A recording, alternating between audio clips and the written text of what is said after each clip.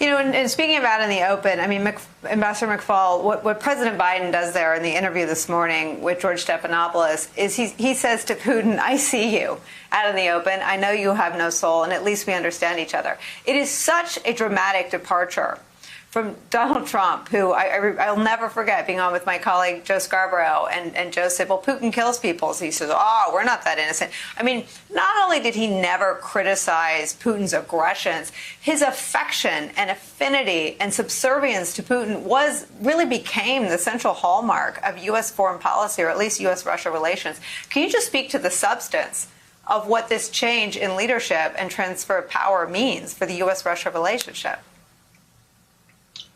Well, it's fundamental. I was at that last meeting that the vice president had with Prime Minister Putin back in 2011.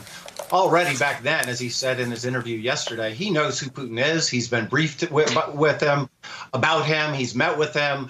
And remember, President Biden has a deep set of relationships with countries around the region, too. Ukraine, Georgia, Eastern Europe. So Moldova, I traveled to Moldova with the vice president. So he knows, I think, A, the situation very well, unlike the previous president.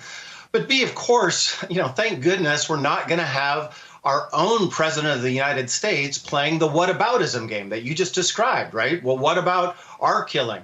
That's a classic Putin tactic. I've been in meetings with Putin many, many times. That's what he does. And tragically, we had a president that did it. Now, his administration didn't always do it, by the way.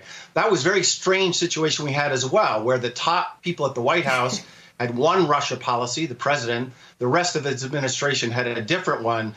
Today, we have one policy led by President Biden, and it's going to be radically different, as we just learned yesterday. And I think we will see it unfold as the president promised. There are going to be consequences for what they did.